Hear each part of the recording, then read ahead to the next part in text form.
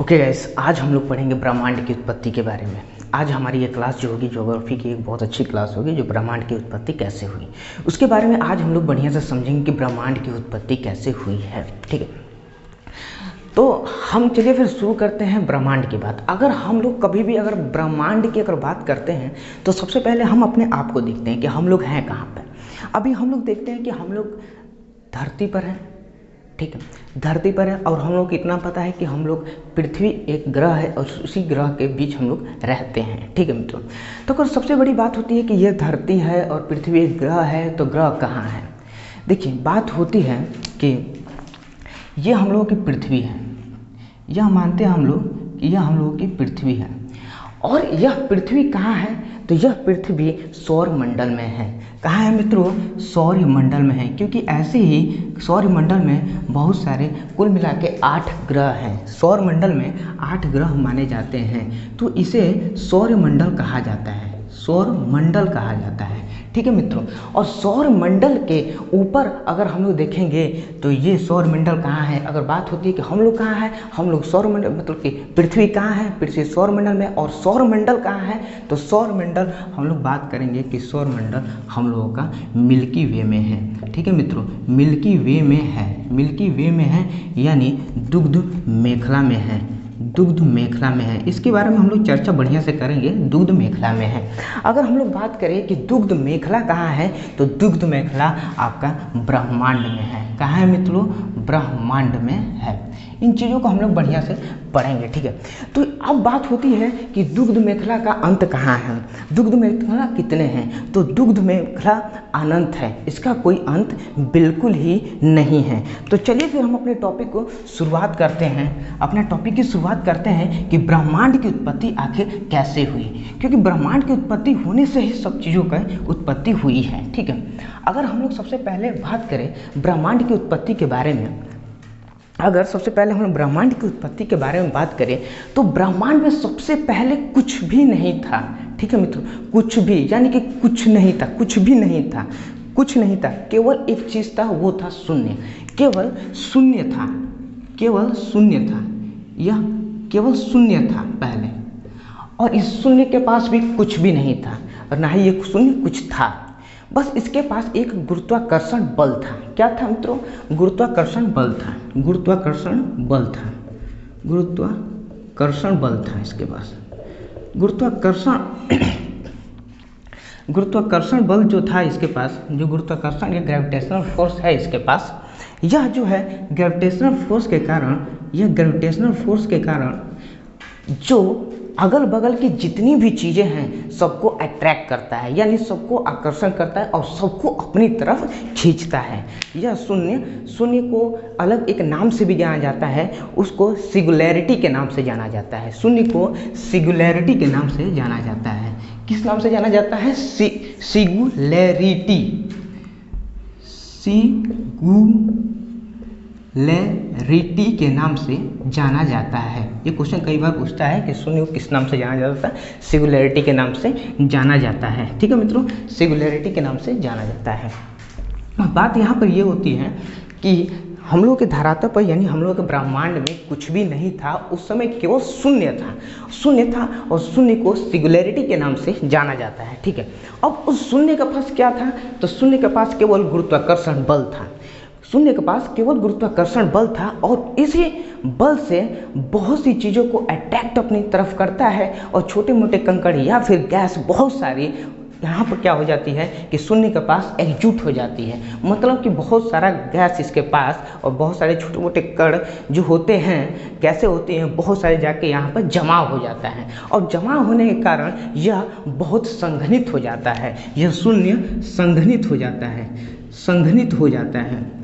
संघनित हो जाने के कारण अब ये होता है कि इसकी जो डेंसिटी होती है, डेंसिटी काफ़ी मात्रा में बढ़ जाती है। डेंसिटी धीरे धीरे काफ़ी मात्रा में, घनत्व इसका काफ़ी मात्रा में धीरे धीरे बढ़ जाता है। अब कोई चीज़ लिमिटेशन होती है, अब लिमिटेशन से ज़्यादा होने लगती है तो उसका प्रभाव कुछ अलग होने लगता है। अब क्या होता है कि इसके पास तो सबसे पहले क्या रहता है? गुरुत्वाकर्षण बल रहता है। तो गुरुत्वाकर्षण बल रहता है। गुरुत्वाकर्षण बल के बाद अब इसके पास तापमान बढ़ जाता है। तापमान बढ़ जाता है, क्योंकि चीज़ें धीरे धीरे एकजुट होती है, चीज़ें इसके पास आती है, बहुत सारे गैसों का मिलन होता है और धीरे धीरे इसका तापमान बढ़ जाता है और उसके बाद इसके पास इसका घनत्व जो है बढ़ जाता है, घनत्व बढ़ जाता है। अब क्या होता है कि घनत्व बढ़ने के कारण, तापमान बढ़ने के कारण गुरुत्वाकर्षण बल बहुत ज़्यादा बढ़ने के बाद अब ये होता है कि इसमें बहुत बड़ा एक महाविस्फोट होता है। क्या होता है मित्रों?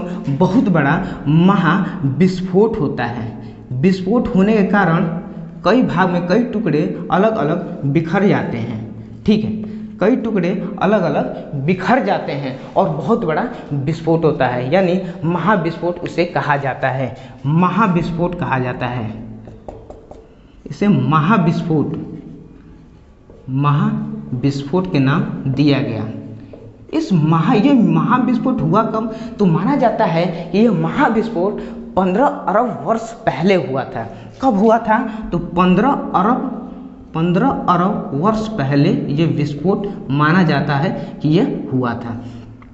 अब यह बात बन के आती है कि आपको कैसे पता कि 15 अरब वर्ष पहले ये ऐसा विस्फोट हुआ था या फिर ऐसी संरचनाएं कुछ बनी होंगी। बात यह होता है कि इस चीज़ के बारे में भी हम लोग चर्चा करेंगे कि विस्फोट कैसे हुआ, ठीक है। अब बात होती है कि जब यह विस्फोट 15 अरब वर्ष पहले ये विस्फोट हुआ तो यहाँ पर 3 चीज़ों का निर्माण हुआ, 3 चीज़ों का निर्माण हुआ। वो 3 चीज़ें कौन कौन सी थी? 3 चीज़ें कौन कौन सी थी? तो सबसे पहले हम लोग बात करें कि समय था, स्थान था और वस्तु था। ये समय, स्थान, वस्तु, इन चीज़ों का निर्माण आखिर कैसे हुआ? विस्फोट होने के बाद ये 3 चीज़ों का निर्माण कैसे हुआ? अगर निर्माण की हम लोग बात करें तो सबसे पहले देखा जाए, जब महाविस्फोट हुआ था तो कण एक स्थान से दूसरे स्थान गए तो वहाँ पर स्थान का निर्माण हुआ, और जब यह कण एक स्थान से दूसरे स्थान गए तो यहाँ पर जो जाने में समय लगा तो समय का निर्माण हुआ, और जब वस्तु एक स्थान से दूसरे स्थान गए तो वहाँ पर वस्तु निकल के आया, ठीक है। इन 3 चीज़ों का महत्व रूप से माना जाता है कि निर्माण हुआ, ठीक है मित्रों। अब बात यह है कि अब इस महाविस्फोट को बिग बैंग के नाम से भी जाना जाता है। इस महाविस्फोट को बिग बैंग के नाम से भी, बिग बैंग नाम से भी जाना जाता है, जाना जाता है। बिग बैंग क्या था? तो बिग बैंग की थ्योरी किसने दी थी? अब बिग बैंग की थ्योरी की बात करें तो जॉर्ज लेमेंथर थे। कौन थे? जॉर्ज लेमेंथर थे। यहाँ लिख देता हूँ, जॉर्ज लेमेंथर थे। जॉर्ज लेमेंथर थे जिन्होंने बिग बैंग की थ्योरी दी, बिग बैंग की थ्योरी थी। और इस थ्योरी में ये हुआ था कुछ ऐसा, जो जॉर्ज लेमेंथर ने जब ये थ्योरी दी तो क्या हुआ कि उसके बाद क्या हुआ कि 1960 में वेगनर द्वारा इस थ्योरी की पुष्टि की गई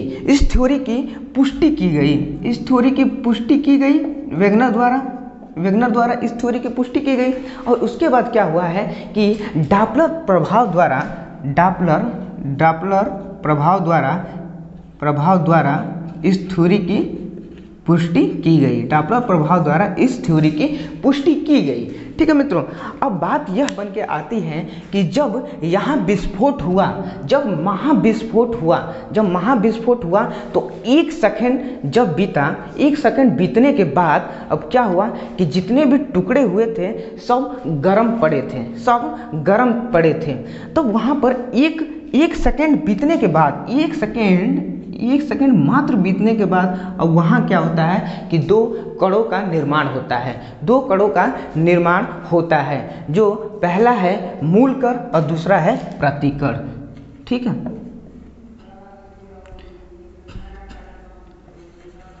पहला है मूल कण और दूसरा है दूसरा है प्रतिकण। पहला है मूलकण और दूसरा है प्रतिकण। ठीक है, अब ये मूलकण और प्रतिकण क्या है? तो मूलकण उसे कहते हैं जो स्वयं अपने पर डिपेंड रहता है, स्वयं वो अपने से उत्पन्न हुआ होता है, उसे मूलकण कहा जाता है। अपने से अपनी शक्ति से स्वयं उत्पन्न हुआ होता है, उसे मूलकण कहा जाता है। और प्रतिकण की अगर हम लोग बात करें तो ऐसा विस्फोट हुआ हो जो कुछ भी नहीं बचा हो, उसे प्रतिकण से जाना जाता है। और मूलकण की अगर हम लोग बात करें तो इसमें 3 प्रकार के कण हैं जो हैं इलेक्ट्रॉन,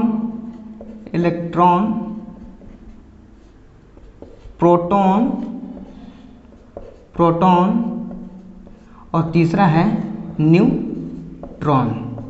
ये 3 कण हैं जो इलेक्ट्रॉन, प्रोटॉन, न्यूट्रॉन हैं, जो मूल कण के अंतर्गत आते हैं। देखिए मित्रों, अब मूलकण और प्रतिकण से मिलकर परमाणु का उत्पन्न हुआ है, परमाणु का निर्माण हुआ है। मूलकण और प्रतिकण से मिलकर परमाणु का निर्माण हुआ है। ठीक है, परमाणु का निर्माण हुआ है। ठीक है मित्रों, अब देखिए हम लोग कहीं ना कहीं अब इस चीज़ों को समझ रहे हैं कि अब देखेंगे कि जब क्या हुआ कि जब विस्फोट हुआ तो जब महाविस्फोट हुआ तो क्या हुआ कि उसको बिग बैंग के नाम से जाना गया। और यह विस्फोट माना जाता है कि 15 अरब वर्ष पहले यह महाविस्फोट हुआ था। अब माना जाता है कि बिग बैंग की थ्योरी किसने दी? तो बिग बैंग की थ्योरी जॉर्ज लेमेंथर ने दी थी और 1960 में वैगनर द्वारा इस थ्योरी की पुष्टि की गई और इस थ्योरी की पुष्टि डॉपलर प्रभाव द्वारा की गई। ठीक है मित्रों, अब आगे हम लोग ये देखते हैं कि अब ब्रह्मांड में 1 सेकंड बीतने के बाद कण का निर्माण हुआ। तो उसमें एक कण था, मूल कण था और एक प्रतिकण था, और यह दोनों कण से मिलाकर परमाणु का निर्माण हुआ। ठीक है, अब बात हम लोग करते हैं कि 1 मिनट जब ब्रह्मांड की उत्पत्ति हुई तो 1 मिनट बाद नाभिकीय संलयन हुआ। उसके अंतर्गत बहुत तापमान, बहुत ऊर्जा होने के कारण, बहुत विभिन्न प्रकार के गैस होने के कारण उसमें नाभिकीय संलयन हुआ। क्या हुआ? नाभिकीय संलयन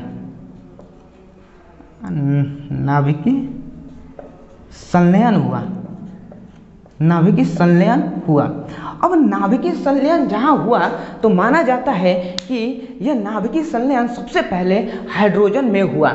हाइड्रोजन के नाभिकीय संलयन से हीलियम के नाभिकीय बनने लगे। ठीक है, हाइड्रोजन के नाभिकीय से हीलियम के नाभिकीय बनने लगे। हाइड्रोजन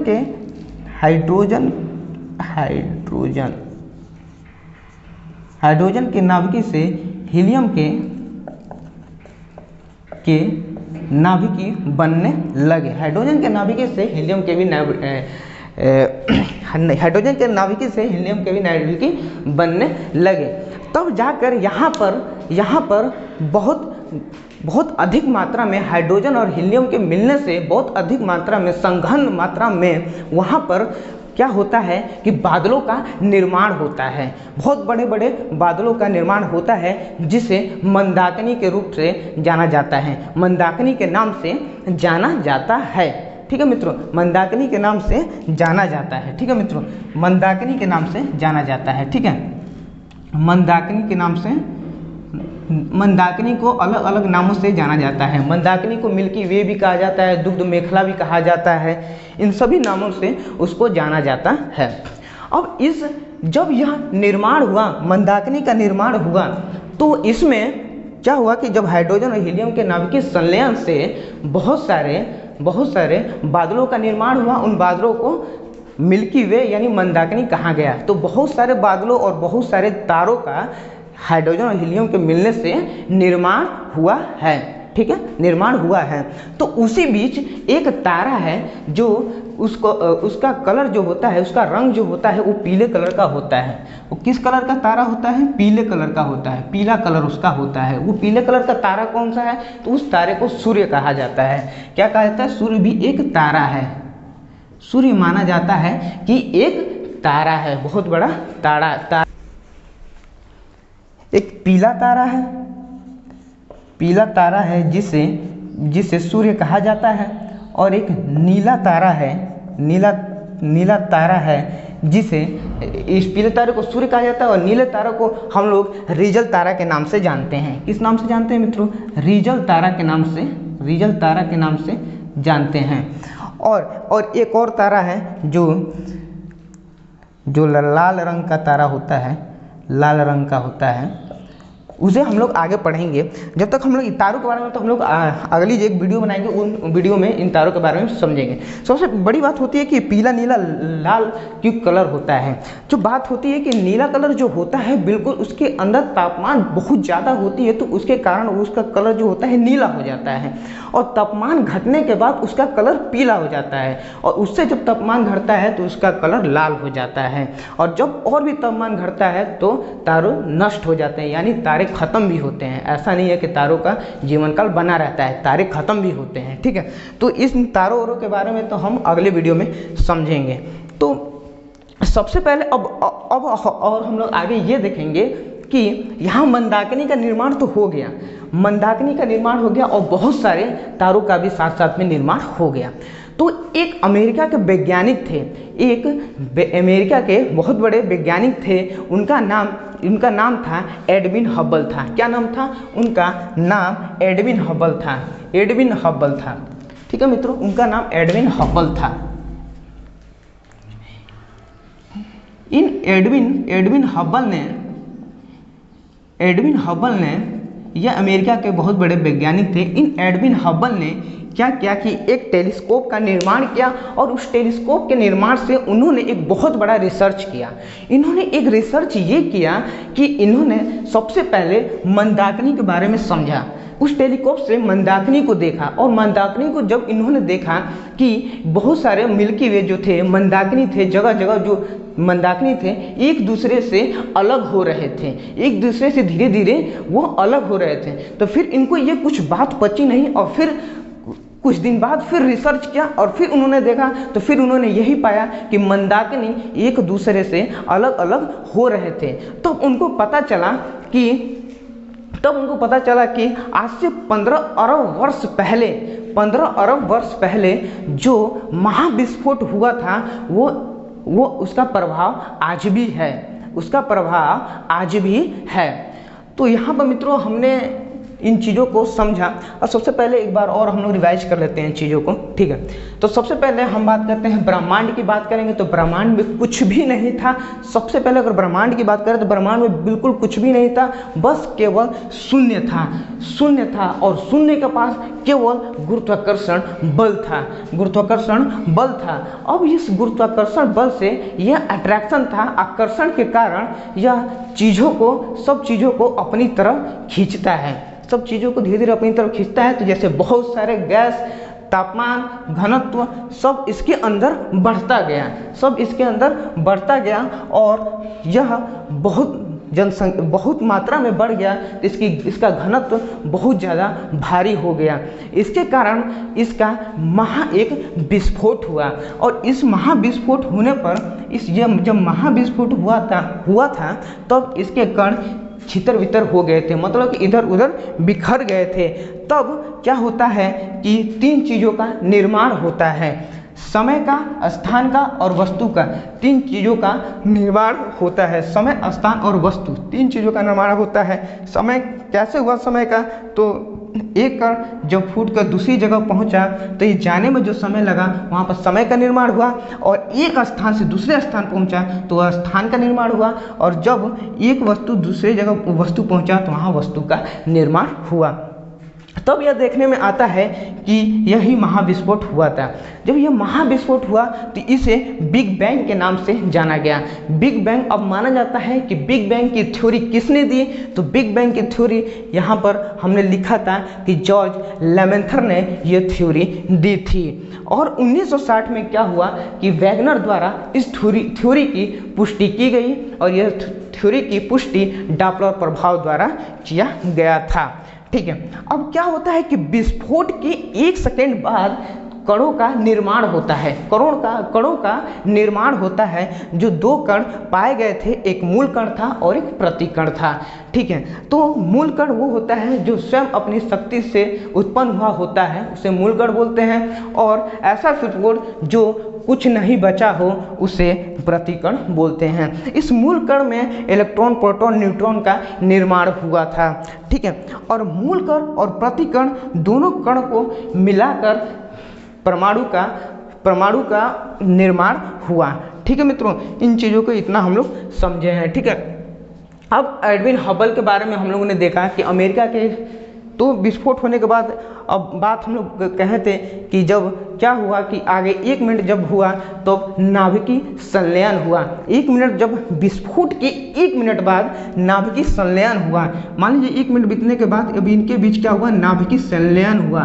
तो सबसे पहले नाभिकीय संलयन हाइड्रोजन में हुआ। तो हाइड्रोजन में नाभिकीय संलयन हुआ। हाइड्रोजन के नाभिकीय से हीलियम के नाभिकीय में भी यह संलयन हुआ। तो इनके ज़्यादा मात्रा बढ़ जाने से, काफ़ी घनत्व बढ़ जाने से मंदाकिनी का निर्माण हुआ। मंदाकिनी बोले तो बादल का निर्माण हुआ। बादल को ही मंदाकिनी के नाम से कहा गया था।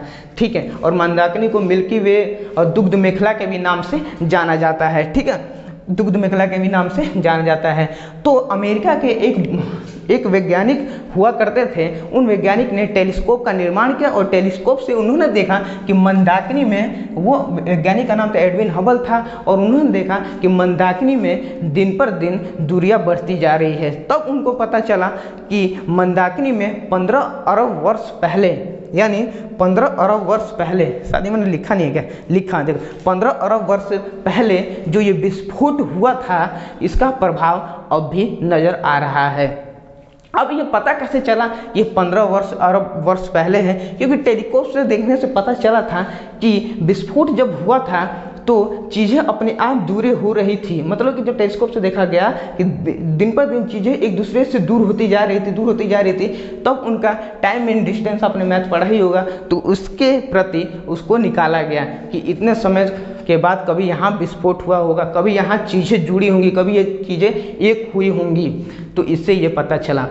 अगली वीडियो हम लोग निकालेंगे ब्रह्मांड के तारों के बारे में जानेंगे, सूर्य के बारे में जाएंगे, जो भी ब्रह्मांड की चीज़ें हैं, पिंडों के बारे में, सभी चीज़ों के बारे में बढ़िया से समझेंगे।